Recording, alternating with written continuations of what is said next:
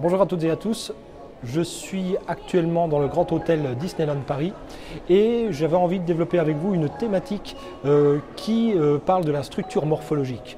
Vous savez que je suis spécialisé dans l'analyse non verbale et l'outil morphologique est un outil trop oublié de ce type d'analyse. Je vais vous montrer un peu comment l'architecture du visage peut nous renvoyer des informations, comme l'architecture qui nous environne peut nous renvoyer aussi des émotions et des informations, puisque tout autour de nous, tout est couleur, tout est forme, tout est texture, et cet ensemble nous renvoie des signaux qui sont décodés par notre cerveau. Je vais vous montrer quelques applications et vous montrer que ça peut être très fun et on voit les choses totalement différemment lorsqu'on travaille avec cette analyse non verbale, cette analyse morphologique qui peut, je le signale, peut s'appliquer aussi à l'être humain, évidemment en certaines proportions. Voilà, je vous invite à me suivre et je fais un petit tour avec vous.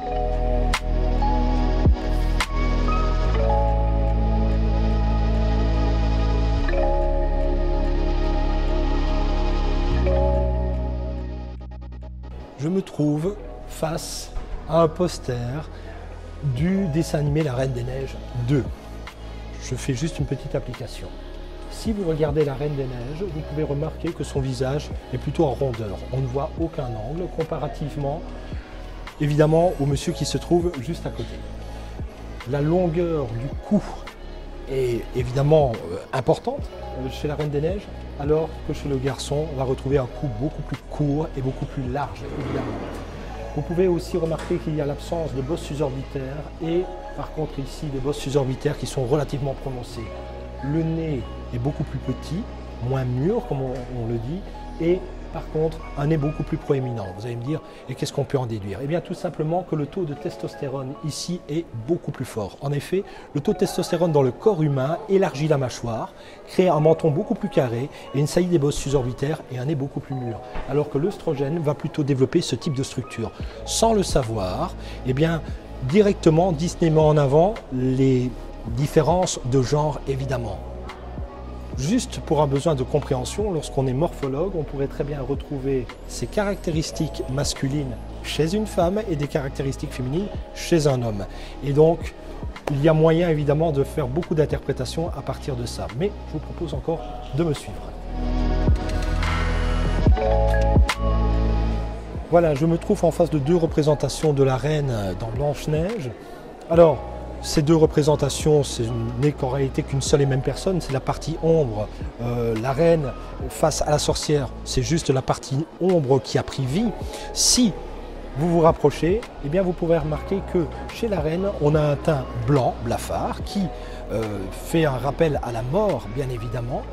Les lèvres, les commissures de lèvres ont une tendance à tomber et les plis nasogéniens, c'est-à-dire les deux traits que vous voyez sur le côté, sont relativement prononcés. Alors, qu'est-ce que ça exprime? Tout simplement le dégoût, notamment le dégoût social. Le dégoût social est très marqué chez elle.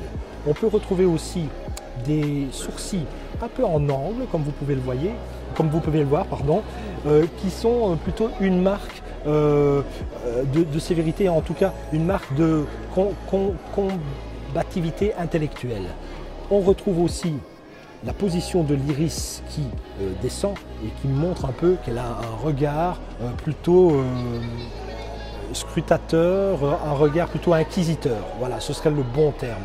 Ces différents signaux font évidemment référence à la mort, référence au dégoût, référence un peu au calcul, au combat, et ça a une tendance à effrayer les enfants. Mais la structure de la sorcière est encore beaucoup plus développée. Si vous observez, eh bien, vous avez ce qu'on appelle une exophthalmie, c'est-à-dire les yeux qui sont plutôt globuleux. Les yeux ressortent. C'est une caractéristique qu'on peut retrouver par exemple dans les problèmes thyroïdiens. Nous avons un nez très prononcé, aquilin, avec une forme de pustule sur son nez, qui est plutôt quelque chose qui va nous rappeler les grandes maladies vénériennes.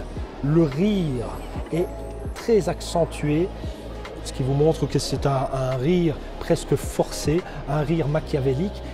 Les mains, quant à elles, sont noueuses, ça rappelle aussi évidemment la vieillesse et la mort, et l'ensemble donne évidemment quelque chose d'effrayant. Évidemment, il y a encore d'autres caractéristiques à pouvoir ressortir, mais ça nous renseigne aussi sur ce qui fait peur réellement chez les enfants. Je vous invite aussi à me suivre et je vais vous montrer un peu plus loin comment dans le dessin on peut exprimer la sympathie et la gentillesse.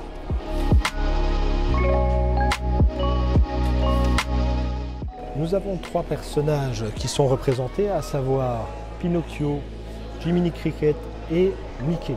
Tous ont une caractéristique qu'on va retrouver dans le dessin pour enfants. Pour exprimer la joie, pour expliquer le potentiel affectif, nous avons ce qu'on appelle le cadre médian, c'est-à-dire la partie médiane du visage qui est beaucoup plus développée, qui est horizontalisée, comme vous pouvez le voir.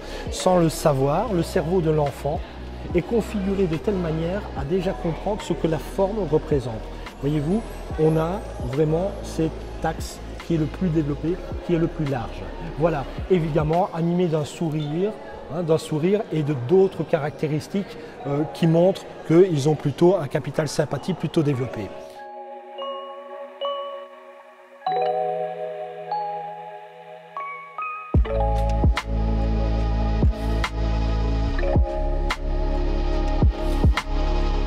Ce que je voulais vous dire, c'est que peu importe que nous soyons face à des personnages ou nous soyons dans une infrastructure comme celle-ci, tout ce qui est autour de nous n'est que forme. Développer la morphologie, c'est comprendre le monde de la forme et s'amuser au quotidien. J'espère que cette petite vidéo vous a plu et que vous pourrez vous amuser à décoder un peu les formes qui vous entourent. Voilà, je vous dis à bientôt pour une nouvelle vidéo et n'oubliez pas de liker.